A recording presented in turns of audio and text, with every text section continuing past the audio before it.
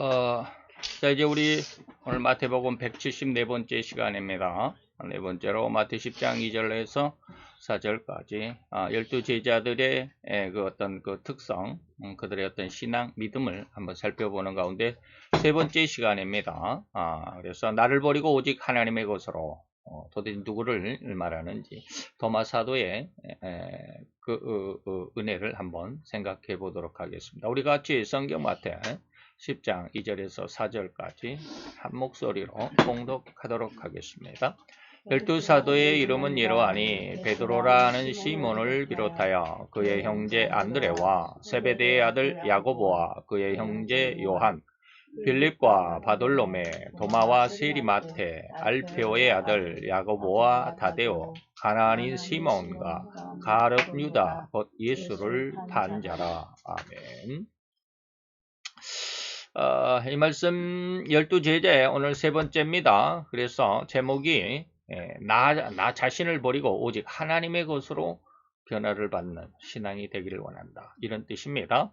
그래서 오늘은 도마라고 하는 그 이름, 도마가 도대체 어떤 사람인가 라고 하는 것이죠. 도마라고 하면 여러분 얼핏 그 세례명, 우리 기독교에서는 신교 기독교에서는 세례명이 없지만 천주교에서는 세례명이 있죠. 그래서 우리나라에 이 도마라는 세례명을 가진 아주 유명한 사람 한 사람이 있습니다. 여러분 기억나십니까? 그 안창호, 우리나라의 안창호가 아니라 도산 안창호 선생이 도마입니다. 세례명이 그래요. 안중근 안창호가 아니라 안중근 의사, 도마 안중근 의사가 도마라는 세례명을 갖고 있습니다. 그래서 일본의 일제 식민지 때 일본의 이토 히로부미를 살해한 그 안중근 의사 있죠. 일본인들도 안중근 의사의 기계를 좀 숭고히 받는 사람들이 있어요. 아주 극우 일본 극우파들 말고 좀 그렇습니다. 자, 그러면 오늘 뭐 그런 것은 여담으로 지나가고 도마라고 하는 사람, 자 12 중에 도마, 도대체 이 사람은 누굴까? 아마 사두개 교파에 있다가 주님의 제자로 나왔을 것이다 라고 이렇게 추정을 해봅니다. 사두개 교파였을 것이다. 자, 앞에서 우리는 자 베드로나 그 다음에 그의 형제 안드레, 그리고 야고보 이런 사람, 베드로나 야고보 안드레 이런 사람은 아마 바리새파였을 것 같다. 왜? 그만큼 성경에 깊은 은혜가 있었다, 깊은 성경 지식이 있었다라고 하는 것이죠. 불황무식하다라고 했지만 학벌은 없어요. 대학은 오늘날 말하면 신학대학은 나오지 않았습니다. 그러나 무식하다고는 할 수 없다 이 말입니다. 어부니까 그냥 막 무식하다라고 그냥 그렇게 대충 갖다 붙이는데 절대로 무식하지 않습니다. 성경에 대해서 엄청난 그 은혜 그리고 그 지식 이런 것들을 가지고 있었죠. 그 다음에 사도 요한이죠. 사도 요한. 요한도 아마 그럴 수도 있겠지만 그 바리새파였을 수도 있지만 그러나 사도 요한하고 또 여기 안드레는 두 사람은 누구의 제자라고? 세례 요한의 제자였습니다. 그리고 도마 이 사람은 아마 사두개교파였을 것 같습니다. 바리새파하고 사두개교파하고는 늘 대립을 하죠. 대립을 합니다. 자, 한번 알아봅시다. 자, 우리가 제자들에 대해 알아보는 관점, 그리고 그 해석은 성경에 나와 있는 그들 각자의 언행들을 살펴보고 또 그것을 미루어서 추정한 것입니다.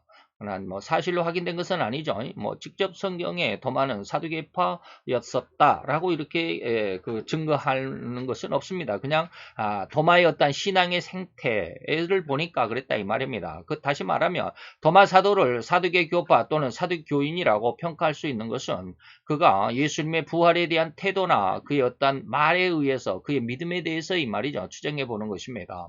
예수님 당시에 세 개의 신앙 정파가 있었습니다. 첫째는 뭡니까? 하나님의 성경 말씀을 절대로 진리다, 오류가 없다라고 믿는 정통파 신앙단체. 여러분 요즘에도 유대인들 이스라엘에 가보면 까만 옷을 입고 까만 그 양이 아니라 그 모직이죠. 양털로 만든 모직. 한여름에 그 중동 지역이 얼마나 덥습니까? 그런데 그런 더운 날씨에도 그 모직 예, 제가 지금 입고 있는 것도 상당히 그 작은 모직인데, 이런 모직 완전히 100% 순모입니다. 그런 것을 입고, 바지도 그렇게 입고, 모자도 까만, 그 우리나라 옛날 그, 삿갓처럼 만든, 그, 진짜 우리나라 그, 갓이 아니고, 예, 그렇게 비슷하게 생겼습니다. 좌우지간 그렇게 생긴 거, 까만 거, 이런 걸로 해서 옷을 해 입고 다니는 아주 그냥 초정통파라고 하는 사람들이 있습니다. 예. 그런데 희한하게도 그런 초정통파 그 이스라엘 사람들이 그렇게 폭력적일 수도 있어요. 상당히 폭력적입니다. 참, 저는 이해가 잘 안 되더라고요. 그래서 요즘에 계시록을 다시 공부를 하면서 저희 스승 목사님의 말씀과 그리고 이전에 지금 제가 지난번에 한참 공부했던 13번째 지파, 이스라엘의 13지파, 13번째 지파라는 그런 이름으로 책이 하나 발간되어 있는데, 제가 한번 말씀드렸죠.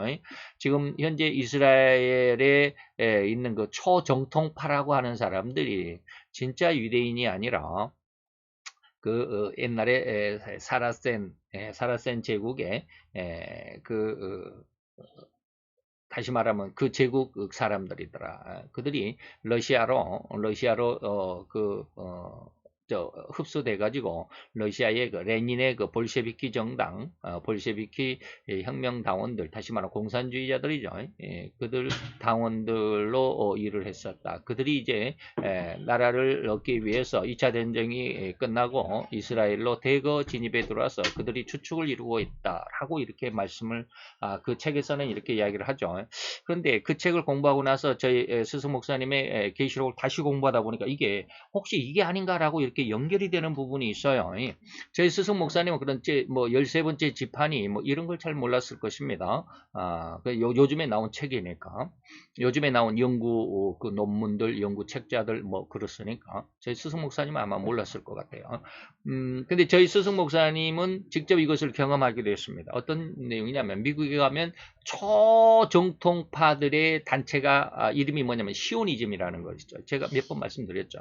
시오니즘의 그 단체 속에 들어가 보면 어느 날은 그들에게 초대를 받아가지고 그들의 어떤 쉽게 말하면 비밀 세미나 장소, 비밀 회의장 같은 데 딱 들어갔는데 아무것도 없는데 이제 뭐 탁자만 있고 그러는데 탁자 의자 있고 뭐 회의 뭐 이러는데 그 정면에 그래서 이렇게 커튼이 쫙 벌려지던데 거기가 세계 지도가 그려져 있대요. 그래서 거기에 보면 뭐 대한민국에서 쉽게 말하면 도색 잡지, 음란 뭐 물, 음란 영화, 음란 뭐 이런 잡지 이런 것들이 몇 부가 발행이 됐고 몇 부가 팔리고 어떤 영화, 어떤 뭐 도색 영화에는 뭐 관람객이 몇만 명이 뭐 모이고 뭐 이런 것들이 쫙 보고가 된답니다. 우리나라뿐만 아니라 전 세계에서. 어느 나라에서는 어떤 영화가 어떤 소설이 뭐 어떤 뭐 인기 뭐 아이돌 그룹 뭐 어쩌고 저쩌고 해갖고 막 이런 것들이 전 세계에서 이런 것들이 다 보고가 되어서 거기에 쫙 수집이 되어 있답니다. 그런 걸 봤대요. 그래서 이걸 왜 이런 걸 하느냐라고 했더니 시오니즘이라는 그 단체는 정회원이 있고 그 부회원이 있습니다. 정회원은 초정통파 온전히 유대인들이고 이제 부회원들은 누구냐면 세계적인 명예 그 정치 권세자들 아니면 돈이 엄청 많은 재벌가들 있잖아요. 이런 사람들이 유대교로 이렇게 그 회원으로 가입을 하면 비회원으로 이렇게 제2 B급으로 이렇게 들어가는 그들이 시오니즘입니다. 두 그룹이 있어요. 근데 이제 그들이 왜 그런 일을 하냐면 그들이 초정통파에서는 무엇을 하느냐면 세계를 움직이는 겁니다. 그들이 누구라고요? 원래는 볼셰비키 혁명당원들이었습니다. 공산주의자들이었습니다. 그런데 그들이 유대교로 개종을 했기 때문에 유대인이라고 하는 이름을 가지고 하나님의 말씀을 유대인들보다 더 잘 지키는 원래 유대인들보다 더 잘 지키는 이 말이 굉장히 막 엇나가고 있는데 그 사람들이 세계를 민주주의와 공산주의로 분리를 시킵니다. 그들이 만들어낸 거예요. 소련을 만들어내고 미국을 만들어내고 그래서 미국의 주 핵심이 누구예요? 그 월가라고 그러잖아요. 미국의 월가. 거기에 주인들이 누구라고? 전부 거의 다 유대인들입니다. 유대인들이에요. 뭐 지금 우리가 말하는 컴퓨터의 1인자 누구예요? 빌 게이츠 유대인입니다. 예. 그 다음에 뭐 석유의 왕, 석유 제왕 누구? 록펠러 유대인입니다. 록펠러가 뭐 뉴욕에 산다 그러죠. 그래서 뉴욕의 시민들은요 수도세를 안 낸답니다. 록펠러가 다 내준대요. 뉴욕시의 전체 수도세를 록펠러가 대준답니다. 그러니까 뉴욕 시민들은 수도세가 없어요. 그냥 자기들이 물 마시고 먹고 목욕하고 삽니다. 그 정도로 이제 헌신을 하지만 그들이 다 유대인들이에요. 그들이 미국을 만들어내고 그들이 소련을 만들어내고. 왜 그럴까? 나중에는 이스라엘 그 유대인들 자신들은 힘이 없잖아요. 세계를 통치할 힘이 없어요. 세계를 정복할 힘이 없어요. 그러다 보니까 한쪽에는 공산주의를, 한쪽에는 민주주의를 해갖고 둘이 싸움을, 하나는 호랑이를, 하나는 곰을 만들어가지고 둘이 막 싸우게 해가지고 아주 피 터지게 싸우게 해가지고 둘 다 그러기 상태가 되면 가서 유대인들은 자기를 토끼라고, 토끼가 가서 이 아주 그러기 상태로 널브러져 있는 호랑이를 한 대 탁 때리고 곰을 한 대 탁 때리면 다 자기 밥이 된다 이거죠. 그런 계획을 가지고 미국과 소련을 만들었는데 그게 뭐냐면 바로 그들을 정말로 통치를 하려면 무엇을 해야 되느냐면 사람들을 전부 다 지능이 좀 전능하게 만들어야 돼. 문화를 전능하게 만들어야 돼. 무슨 말 이해가 됩니까? 그리고 자기들은 굉장히 고도화된 문화를 가지고 고도화된 학문을 가지고 고도화된 그 최고의 아름다운 학문을 가지고 쫙 그 정통파들은 그것을 공부합니다. 그런 문화를 유지합니다. 근데 나머지 사람들은 아주 그냥 저 쉽게 말하면 이제 뒷골목 같은 그런 문화를 막 전파를 하면 수준이 낮아질 거 아니에요. 그 수준이 낮은 사람들이 세계를 통치할 수가 없습니다. 고도의 문화를 가지고 고도의 수준을 가진 사람들이 세계를 통치할 수 있어요. 그러니까 세계에 그런 어떤 도색 잡지들을 뿌리고 도색 영화들을 만들어내게 하고 그들을 막 후원해주고 그들의 어떤 문화가 막 세계적인 인기를 갖게 하고 이런 것들입니다. 무슨 말 이해가 됩니까? 그들이 누구냐? 이제 저희 스승 목사님은 그들을 시오니즘이라 그러는데 이제 요즘에 제가 공부했던 그 제 13번째 지파 다시 말하면 볼셰비키 공산당원들 유대인들. 유대인들은 전부 공산당원이죠. 근데 오늘날 우리가 이스라엘을 위해서 기도하고 이스라엘의 회복을 위해서 기도하는 것 좋기는 한데 좀 여기에 대해서는 아직 제가 결론을 못 내요. 바로 이런 것입니다.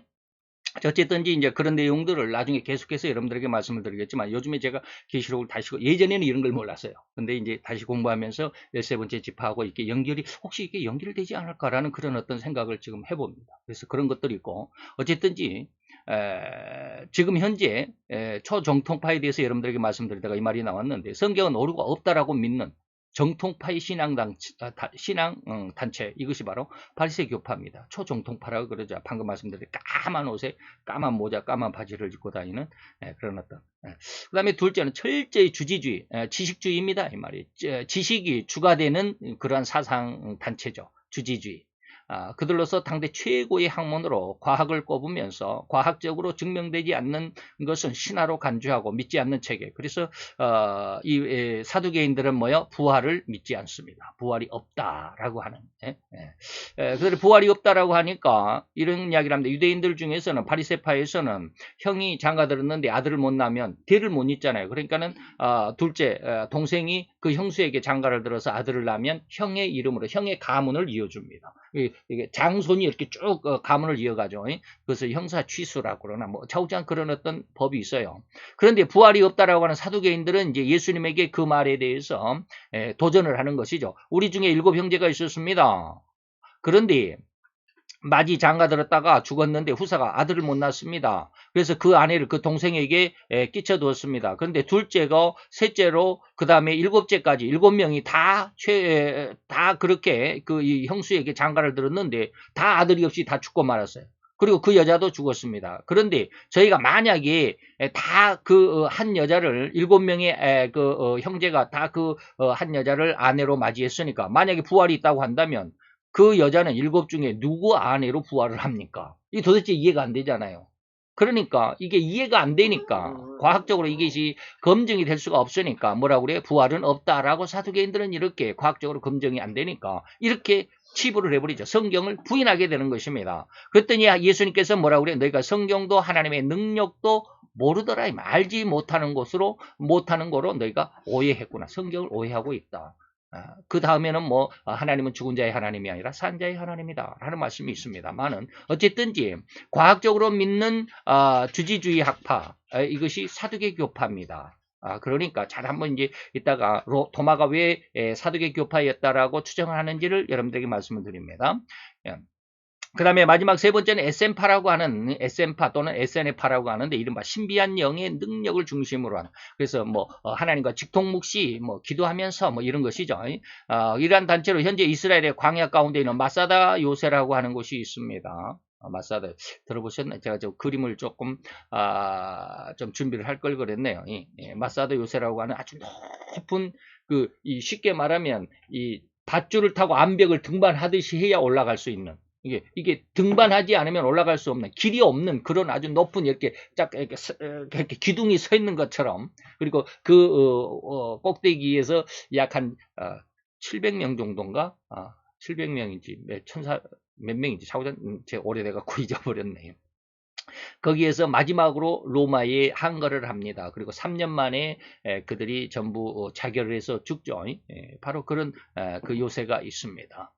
이것이 가장 큰 유적을 남긴 신앙단체이기도 합니다. 이들의 신앙 중심은 온통 하나님과의 교제, 그런 영적인 체험을 중심하는 교파이기도 합니다. 이렇듯 각 단체의 특성을 살펴보면 아마도 도마사도의 언행으로 필시 사두개 교파였을 것이다 라고 하는 것이죠. 그래서 사두개 교파는 뭐예요? 과학적으로 검증이 돼야만 한다 라고 하는 것이고, 우리가 지식적으로 이해할 수 있어야 되고 과학적으로 검증이 된 것만, 이런 말이죠. 그래서 12제자 중에 요한복음 20장에 보니까 12제자 중에 하나인 디두모는 도마죠.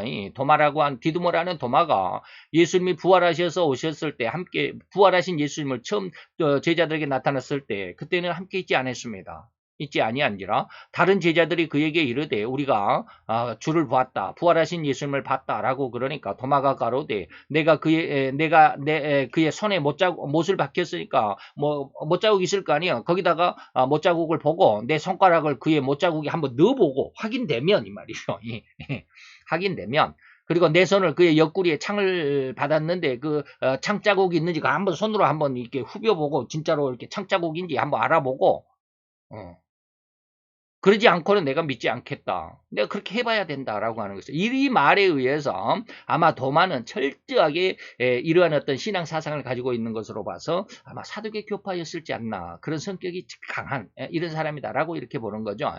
곧 인간의 감성과 감정과 사상과 학식에 걸맞은 체험되고 증명되어야만 믿을 수 있다는 사상이며, 이에 경험되지 않거나 증명될 수 없다고 한다면 그것은 사실이나 진리가 아니라고 치부해버리는, 그리고 외면하는 그런 경향을 갖는 신앙단체, 그래서 이 사두개 교파였지 않나라고 추론하는 것입니다. 인간의 이렇듯 철저한 검증 사상과 그 체계를 따르는 본성이라 할지라도 진실로 주님의 영광의 은혜를 맛볼 수만 있다면 그런 인간의 사상과 감정, 그리고 그 신앙은 절대적으로 신앙으로 완전히 바뀔 수 있음을 이 도마사도에 의해 밝혀볼 수 있습니다. 그런 어떤 철저한 어떤 과학적인 신앙, 어떤 검증적인 신앙이었지만 하나님의 은혜가 주어지면 그런 신앙을 뭐 검증하고 이런 것들이 필요 없게 되더라 이 말입니다. 자, 그때서 자, 20장 25절, 24, 5절이었는데 이제 넘어가서 26절로 28절에 봅시다. 여드레 8일이 지나서 처음에 나타날 때는 도마가 없었죠. 그리고 8일 후에 다시 한번 예수님이 나타납니다. 8일 여드레가 지나서 제자들이 다시 집안에 있을 때 그때는 도마도 함께 있었다 이 말입니다.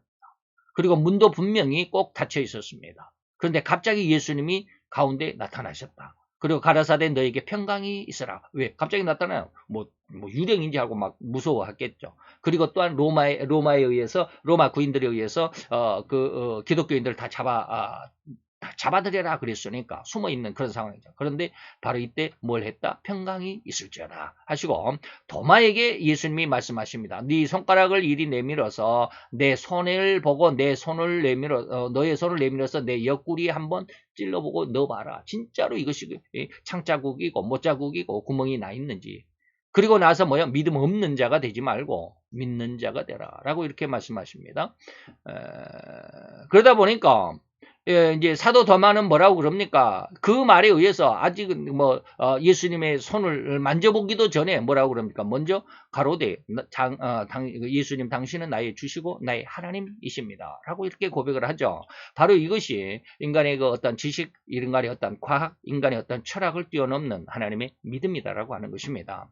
사도 도마, 그는 주님의 12사도 중에 한 사람이었지만 예수님의 신성, 곧 하나님으로서의 인간을 구원하러 오신 구세주로 믿지 못하고 있었다라고 해석할 수 있겠습니다. 먼저는 그랬죠. 그런데 그런 인간의 이성으로는 결코 하나님의 영적인 비밀을 알 수도 깨달을 수도 없는 연약하고 유한한 존재임을 명확히 증명해주는 한 장면을 우리가 요한복음 20장에서 보았습니다.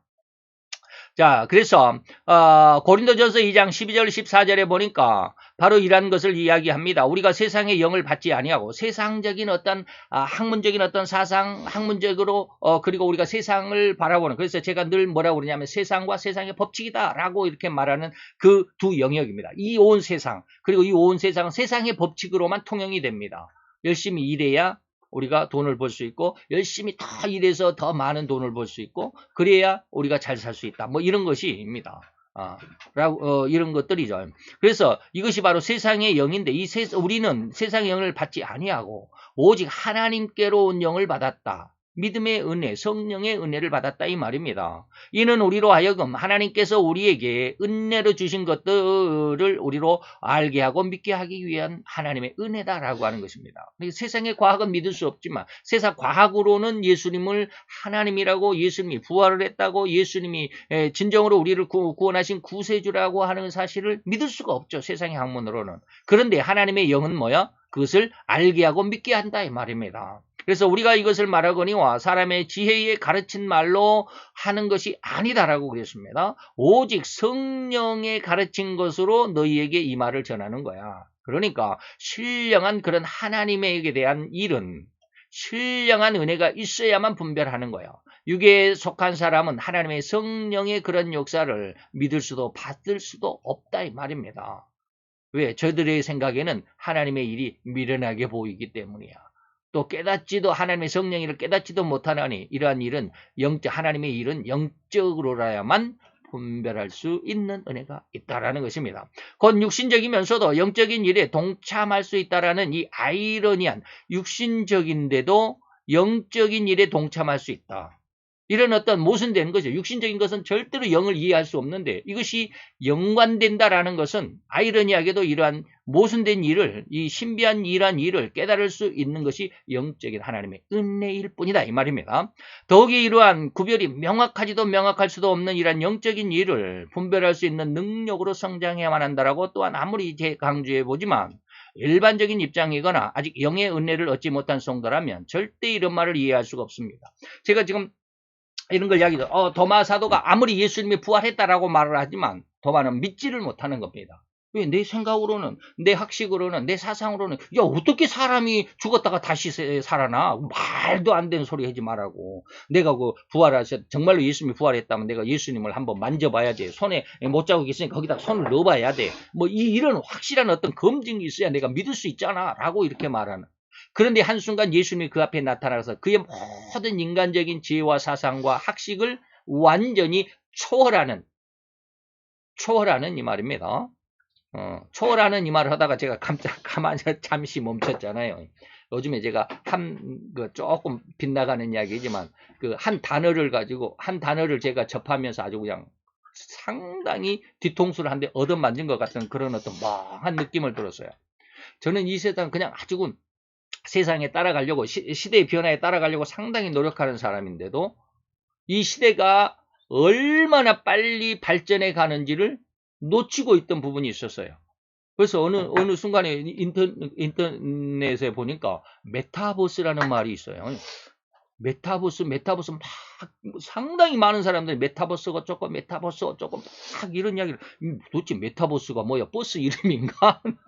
버스 이름인가? 라고 이렇게 해서 이제 한번 그 뜻을 살펴봤어요. 그러니까 메타라는 말은 초월하라는 뜻입니다. 버스는 유니버스, 시대, 어떤 세상이라는 뜻입니다. 그러다 보니까 뭐요? 시대를 초월하는 초시대, 초월시대, 뭐 이런 거 있잖아요. 초인류, 뭐 이런 거 있잖아요. 요즘에 뭐 SK 성전하면서 우리는 초인류 시대다 막 그러면서 막 그러잖아요. 이게 메타버스라는 뜻이에요. 그래서 깜짝 놀랐어요. 제가, 야, 나도 상당히 현대시대에 발맞춰 가려고 노력하고 하는 사람인데도 내가 알지 못하는 사이에 이 시대는 엄청나게 빨리 다른 방향으로 가고 있구나. 메타버스. 이게 도대체 뭐야?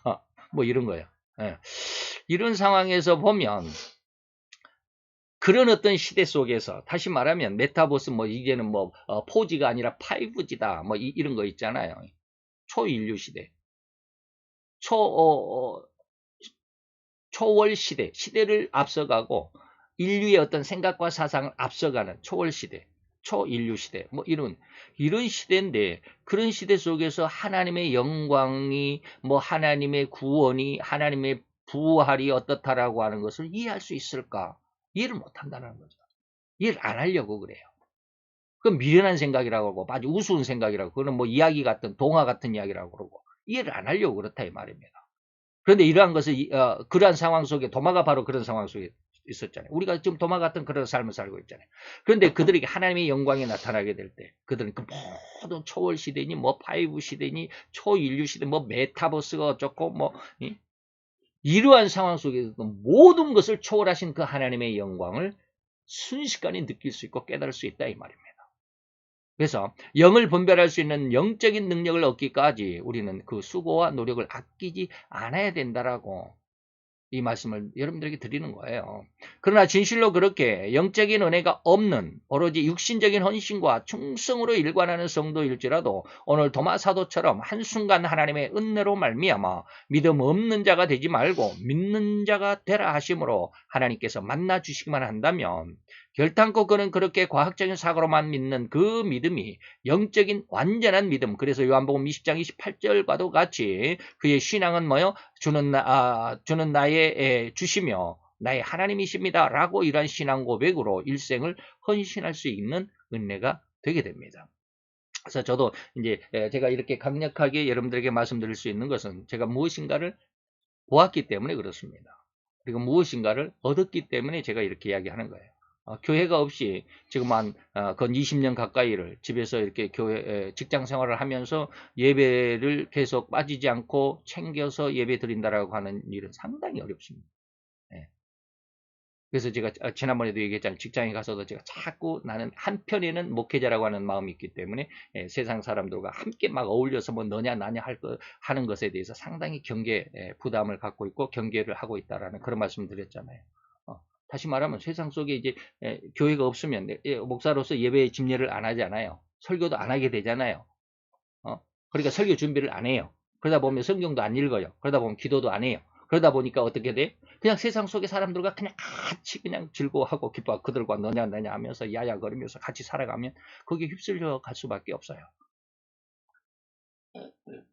이게 1, 2년도 아니고 지금 건 20년입니다. 이런 상황이라는 것이죠.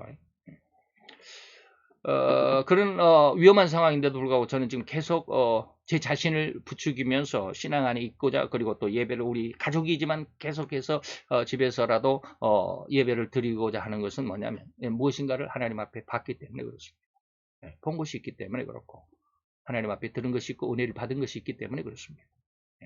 바로 도마가 일생을 이렇게 하나님 앞에 신앙 고백으로 일생을 헌신할 수 있었다라는 것은 나의 주시면 나의 하나님이십니다 라고 하는 이런 고백을 할 수 있는 그 무언가가 인간들에게, 성도들에게는 반드시 필요하다. 이런 은혜를 못 받으면 예수님을 만나기 전에 도마처럼 믿음 안에는 있지만 아직 뭔가가 좀 부족한, 2%가 아니라 한 5% 정도 부족한 뭐 그런 상황일 수밖에 없어요. 그래서 이제 성도들은 절대로 이 도마사대의 신앙 고백과 같은 신앙의 단계로 신앙 성장을 이뤄내야만 합니다. 이어서 도마사대에 대한 또 다른 일면을 한편 살펴봅시다. 이제 인간 이성적인 학식적인 믿음에서 진정한 영적인 신앙으로 성장한 사도 도마는 죽기까지 주님의 영광을 위한 전도자, 순교자가 되었습니다. 일설에 의하면 힌두교와 불교의 본산지가 어디요? 인도죠. 인도에 들어가서 어떤 교사인데 학교 우리나라 고등학교 교사인데 그분이 열심히 연구를 하더라고요. 근데 그분이 연구한 결과는 아직 확실히 이게 학계에 발표가 되지 않고 인터넷에서 제가 아주 오래전에 한번 봤는데 도마 사도가 우리나라에 와서 전도했다라는 그런 기록을 봅니다. 옛날 신라 시대 때 그 불국사 뭐 이런 불교의 유적들이 있잖아요. 거기에서 뭐가 발굴돼? 우리나라 십자가가 발견되고 거기에 우리가 흔히 볼 수 있는 그 천주교에서 볼 수 있는 성모 마리아가 아기 예수를 안고 있는 그런 모습 있잖아요. 그것이 돌의 그런 형상이 새겨진 그 모자상도 발견되고 뭐 이런 것으로 봐서 아마 도마가 우리나라에 중국을 통해서 인도를 통해서 중국으로 그래서 우리나라까지 들어와서 신라 시대 때 거기에 복음을 증거하고 갔을 것이다라는 이런 이야기를 하는데 아직은 학계에 발표되지 않았어요. 어쨌든지 우리가 현재까지 나타난 도마의 어떤 그 전도지를 보면 그 전도 지역이 어디냐면 인도로 들어갔습니다. 그래서 인도 왕을 전도했다는 인도의 그 왕을 전도했다는 일화가 있습니다. 인도 왕이 유영을 뽐내고 싶은 마음에 큰 궁궐을 짓기로 하고 널리 온 나라 안에 쉽게 말하면 목수를 공고를 했습니다. 그리고 이 공고에 도마 사도가 응모를 했습니다. 나는 멀리 유대라는 나라의 유명한 목수 예수라는 사람의 제자입니다. 유대의 수도 예루살렘에는 세계 7대 불가사의 중에 하나는 성전이 예루살렘 성전이 있는데 그래서 도마 사도는 인도 국왕에 궁전을 짓는 시공사로 낙점을 받게 되죠. 그 성전을 이제 이해로 들면서 그러니까 내가 지을 수 있습니다라고 합니다. 우리나라 현대건설에 정지영 회장도 그랬다 그러죠. 그 조선소를 시작을 해야 되는데 돈이 없어요. 시작할 돈이. 그래서 영국인가 갔다 그러죠. 그래서 영국의 국립국왕의 은행에 가가지고 돈 좀 빌려달라 그러니까 내가 너를 뭘 믿고 돈을 빌려주냐? 너 어디 쉽게 말하면 담보가 있냐? 아무것도 없다. 그때 우리나라에 500원짜리 지폐가 있었습니다. 500원짜리 지폐 지금 동전밖에 없는데 500원짜리 지폐 뒷면에 보면 거북선이 있어요. 거북선 그림이. 그 500원짜리 거북선을 탁 은행장에게 보여주면서 이거 보느냐. 당신들의 그 문화보다도 약 한 200~300년 전에 지은 철갑선이다. 이 철갑선을 지은 나라가 우리나라 대한민국이다. 근데 우리나라 이런 나라 이런 기술을 가진 이 나라 대한민국에서 조선소를 세우겠다, 배를 짓는 조선소를 세우겠다 그러니까 도와주지 않겠냐라고 해가지고 현대 조선소가 건립이 되는 자금을 얻어왔다고 그러죠. 대단한 사람이죠. 바로 이런 것이죠. 오늘 도마도 그런 어떤 배짱을 가지고 있었습니다. 그날부터 도마는 성전은 짓지 아니하고 온 나라를 돌아다니면서 복음을 전도하는 일에만 열중이었습니다. 신하들이 왕에게 이런 사실을 아뢰입니다. 왕이시여 유대에서 온 도마라는 목수가 궁전은 짓지 아니하고 맨날 온 나라를 돌아다니면서 자신 스승이 부활했다면서 믿으면 천국을 간다는 소문을 퍼뜨리고 있습니다. 라고 말했습니다. 그 보고를 받은 왕이 화가 나서 당장에 도마 사도를 불러들였습니다. 어찌 날짜만 허비하고 성전을 지을 기초조차 시작하지 않느냐라고 불같은 호통을 내렸죠. 이때 도마 사도는 왕에게 복음을 전도합니다. 왕이시여 우리 스승 예수님은 그 예루살렘 성전을 단 3일 만에 완성하신 분이십니다. 그의 제자인 제가 왕의 궁전을 속히 지어 올릴 테니 잠시만 기다려 주십시오. 라고 말을 했습니다. 이거 거짓말 같죠? 근데 진짜라고 그래요. 진짜죠 이거는. 이 말만은 진짜입니다. 그러나 3일이 지나도 일주일이 지나도 도무지 성전을 지을 땅조차 물색하지 않고 세월만 보내고 있는 것 같았습니다. 다시 궁전으로 불려간 도마 사도는 이렇게 말했습니다. 왕이시여 왕의 궁전을 땅에 지으려니까 비가 오면 비가 셀까 바람이 불면 바람이 들어올까 벽에 틈새가 벌어질까 걱정이 되어서 더욱 튼튼한 궁전을 제가 지어드리겠습니다. 라고 했습니다. 그 말을 들은 왕은 도대체 그러한 집이 지어질 수 있느냐 의아한 표정이었지만 참고 기다릴 수밖에 없었습니다. 드디어 완공 날짜가 다 됐습니다. 그러나 궁전은 지을 땅은 기초적인 선조차 그려놓지 않았음을 보자 왕은 화가 머리끝까지 났죠. 이때 도마 사도 또한 이렇게 말했습니다. 제가 말씀드린 대로 왕의 궁전은 이미 지어놨습니다. 비도 새지 않고 바람도 들어오지도 않고 무너지지도 않고 영원히 빛날 궁전을 말입니다. 라고 대답을 했습니다. 왕은 눈이 휘둥그레지면서 아무리 주위를 둘러봐도 아무것도 보이지 않았습니다. 도대체 그런 아름답고 튼튼한 중전이 아니죠. 궁전이죠. 궁전을 어디에 세웠다란 말이냐라고 물었습니다. 그랬더니 왕이시여 무너지지도 않는 바람이 들어오지도 않고 비가 새지도 않는 집을 이 땅에 지으려니까 도대체 지을 수가 없었습니다. 가장 완벽한 곳에 제가 지었습니다. 바로 하늘나라 천국의 왕의 궁전을 지어놨습니다. 이제 예수님을 구세주로 믿기만 하면 그 궁전에 들어가실 수가 있습니다. 라고 말을 했습니다. 그래서 화가 난 왕은 그런 도마를 죽이는 그래서 순교를 당하게 되는 그래서 순교자 도마 사도가 되었다라는 일화가 있는데 그런 예화입니다. 자 1설에는 인도의 동쪽 끝에 중국과 맞닿아 있는 곳에 그런 국경을 넘어 중국에까지 전도했다가 체포령을 피해서 깊은 산중의 그 굴 속에서 죽는 날까지 피해 있었다라는 그런 도마 사도의 일화도 있습니다. 그러니까 인도에서 순교당하지 않고 중국과 인도의 그 국경에서 굴 속에 숨어 있다가 전도를 계속하면서 굴 속에 숨어 있기도 했다라는 이러한 일설. 그 말이 이런 말입니다. 아드야 강둑 언덕에 굴이 하나 있는데 예수님처럼 조용히 기도할 수 있던 장소로 도마는 그 굴에 숨어서 기도하였다고 한다. 거기 바위틈 사이에 샘물이 있고 내부에는 도마 사도가 쌓은 작은 제단이 있고 양쪽 팔을 올려놓고 기도할 수 있는 작은 탁자 같은 바위도 있었다고 합니다. 미라풀의 왕 라자 마하데반에게 핍박을 받아 순교당할 때까지 숨어 기도하는 굴이라고 전해집니다. 이런 일도 있었습니다. 자, 이때 우리는 이 도마를 통해서 이 말이죠. 우리 성도들 역시 이렇듯 도마 사도처럼 순교하기까지 죽음까지라도 두려워하지 않는 담대한 믿음과 심성으로 성장하기를 간절히 축원해 드립니다. 자, 오늘 도마 사도의 어떤 모습, 핵심이 뭡니까? 우리 인간적인 이성의 육신적인 그리고 학식, 어떤 인간의 사상 속에서 하나님을 결코 인정하지 못하는, 믿는다고는 하지만 인정하지 못하는 그런 안타까운 그런 아직은 좀 부족한 한 5% 부족한 그런 신앙이 하나님을 만나야 된다라는 그런 말씀을 드렸습니다. 그래서 도마 사도도 부활하신 예수님을 만나서 진짜로 죽기까지 순교하기까지 예수님의 복음을 증거하는 그런 귀한 사도였다라고 하는 말씀 중심으로 여러분들 잘 기억을 해주시고 우리 다 같이 기도하겠습니다. 할렐루야. 주님, 오늘도 여호와의 귀한 사랑과 그 크신 은혜와 은총을 감사드리나이다. 오늘 여호와의 귀한 예수님의 제자 12명의 또 한 사람, 그 중에 도마라고 하는 사람의 그 신앙의 아름다운 모습을 살펴 들춰보았나이다. 인간적인 신앙, 육신적인 눈에는 결코 예수를 우리의 구세주라고, 그리고 구원이 무엇인지, 천국이 무엇인지 들었지만 이해하지 못하고, 들었지만 아버지는 우리의 심령 속에 직접 간직하지 못하는 안타까운 우리의 인간의 학식, 세상의 법칙 안에 굳어져 버린 우리들의 인간의 사상을 이제 우리 주님 예수 그리스도의 그 크신 은혜와 그 믿음, 신령한 그 영적인 은혜로 우리로 하여금 하나님 앞에 온전한 믿음을 가질 수 있고 진정으로 주의 영광을 이뤄낼 수 있는 귀한 믿음, 온전히 그리고 기뻐하실 만큼 아름답고 귀한 신앙으로 성장할 수 있도록 우리를 지켜 주옵소서. 우리를 채워 역사하시고 또 인도하시며 보호하여 주옵시기를 또 간절히 기도하며 예수 그리스도의 이름으로 기도하였사옵나이다. 아멘.